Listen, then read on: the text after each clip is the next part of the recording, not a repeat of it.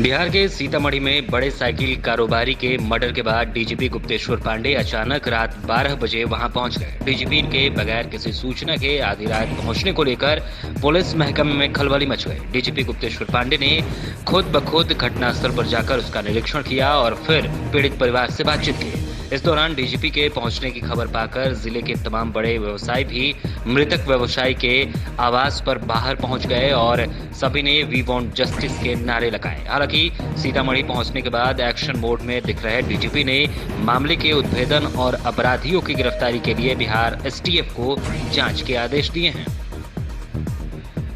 Corona lockdown में hackers बहुत ज्यादा सक्रिय हो चुके हैं। पटना के लॉ कॉलेज की वेबसाइट को हैकर्स ने हैक कर लिया है। कॉलेज की वेबसाइट को पाकिस्तानी हैकर्स ने हैक किया है। अभी तक जो जानकारी मिली है उसके अनुसार हंटर बॉयज नामक संगठन ने इस कॉलेज की वेबसाइट को हैक किया है। हैकर्स ने बतौर लिखा है कि रोज कई वेबसाइटों को हैक किया जा रहा है, आज लॉ कॉलेज की बारी है। हैकर्स ने वेबसाइट पर पाकिस्तान का झंडा भी लगाया है और लिखा है कि पाकिस्तान जिंदाबाद। साइट को हैक करने के साथ ही हैकर्स ने अपनी जानकारी देते हुए लिखा है कि वे पाकिस्तानी हैकर्स हैं और रोज ढेर सारी साइट्स को हैक कर रहे हैं। बिहार सरकार के कृषि मंत्री डॉक्टर प्रेम कुमार का दावा है कि कोरोना के इस चुनौती को उनका मंत्रालय अवसर में बदलने वाला है। कृषि मंत्री के अनुसार मजदूरों की समस्या अब बिहार में खत्म हो गई है और उनके बलबूते बिहार में कृषि को एक इंटरप्राइजिंग बिजनेस के तरह बढ़ावा देने की योजना बनाई जा चुकी है। कोरोना संक्रमण की वजह से बड़ी संख्या में बिहार के बाहर रहने वाले लोग लाखों की संख्या में बिहार आ रहे हैं, जिनमें कुशल श्रमिक भी शामिल हैं जो कृषि में हरियाणा, पंजाब और दूसरे राज्यों को अव्वल बनाने वाले मजदूर हैं। ऐसे में कृषि मंत्री ने कहा है कि कृषि के क्षेत्र में बड़े पैमाने पर रोजगार का सृजन करने और पलायन से लौटे लोगों का डाटाबेस तैयार कर उनको खेती के काम में लगाने की तैयारी की जा रही है। कृषि, पशुपालन, डेयरी और मत्स्य पालन में रोजगार के बड़े अवसर पैदा करने की रणनीति बनाई जा रही है। बिहार बोर्ड की 10वीं कक्षा की परीक्षा का रिजल्ट तैयार है। 15 लाख से ज्यादा स्टूडेंट्स रिजल्ट का इंतजार कर रहे हैं। फिर क्यों नहीं आउट हो रहा है रिजल्ट? बिहार बोर्ड के आधिकारिक सूत्रों के अनुसार 22 मई तक बिहार बोर्ड की 10वीं क्लास के नतीजे घोषित कर दिए जाएंगे। बोर्ड ने 12वीं के नतीजे 24 मार्च को ही घोषित कर दिया है।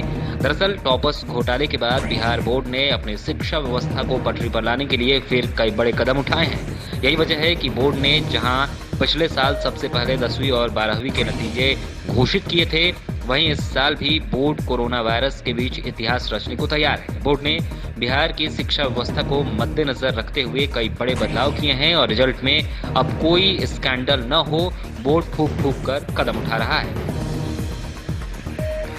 लॉकडाउन और पुलिसिया चौकसी के दावों के बीच में बांका में अपराधियों ने कहर बरपाया है। हथियारबंद बदमाशों ने 2 व्यवसायियों को गोली मार दी है, जिसमें एक व्यवसायी की मौत हो गई है, घटनास्थल पर ही हो गई, जबकि दूसरे जिंदगी और मौत के साथ जंग लड़ रहा है। बांका और कटोरिया थाना क्षेत्र के सीमावर्ती सिमरा कोला पहाड़ के पास शूटआउट की घटना को अंजाम दिया गया।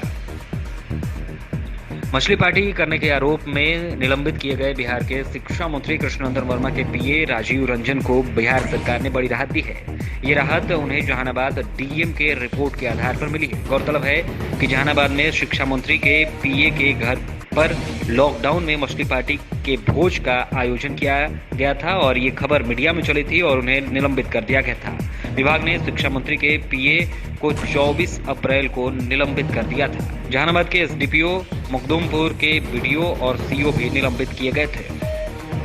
बिहार में कोरोना का संक्रमण बहुत तेजी से बढ़ रहा है। पटना संक्रमण के मामले में नंबर 1 पर है, लेकिन शहर के लोग सोशल डिस्टेंसिंग की धज्जियां उड़ाते हुए नजर आ रहे हैं, मानो वो इस दौरान ये कह रहे हैं कि वो खतरों के खिलाड़ी हैं। आज पटना के जीपीओ गोलंबर के पास जीपीओ में सोशल डिस्टेंसिंग की सरेआम धज्जियां उड़ाई गई। जीपीओ में अचानक से सैकड़ों लोगों की भीड़ उमड़ पड़ी। दरअसल गुरुवार को ऐसी अफवाह उड़ा दी गई कि सरकार खाते में रुपया भेज रही है। फिर क्या था, लोग गिरते फिरते जीपीओ की तरफ भागे और सैकड़ों की संख्या में जीपीओ में खाता खुलवाने के लिए पहुंच गए। लॉकडाउन के बीच देश के अलग अलग राज्यों से प्रवासी मजदूरों का बिहार आने का सिलसिला लगातार जारी है। ट्रेनों से तो मजदूर आ ही रहे हैं, हजारों की संख्या में पैदल भी मजदूर बिहार पहुंच रहे हैं। अब इसी पलायन को लेकर पूर्व मुख्यमंत्री राबड़ी देवी ने बिहार सरकार पर तंज कसा है। अपने ट्विटर अकाउंट पर पूर्व मुख्यमंत्री ने एक फिल्म का 1 मिनट 8 सेकेंड का वीडियो पोस्ट किया है, जिसमें मजदूरों की बदहाली दिखाई गई है। फिल्म भोर का एक गाना शेयर किया गया है, जिसमें राबड़ी देवी एक शब्द भी नहीं लिखी हैं, लेकिन वह कहना चाहती हैं कि बखूबी कह दिया है। दरअसल भोर फिल्म के इस गीत में बिहार के प्रवासी मजदूरों और किसानों की व्यथा को समेटते हुए दिखाया गया है। इस गाने में पलायन का दर्द है और भूख से तड़पती हकीकत और किसानों की व्यथा भी है, जिसमें वह अन्न तो उपजाता है लेकिन उसके घर में अनाज का एक दाना तक नहीं होता है। जाहिर है राबड़ी देवी के इस ट्वीट पर सियासी बवाल भी होना था, सो हुआ।